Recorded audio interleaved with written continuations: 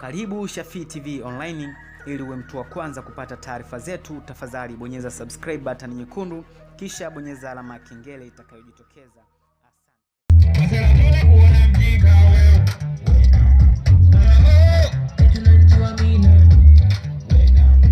Unataka kunijua ni mtata wako.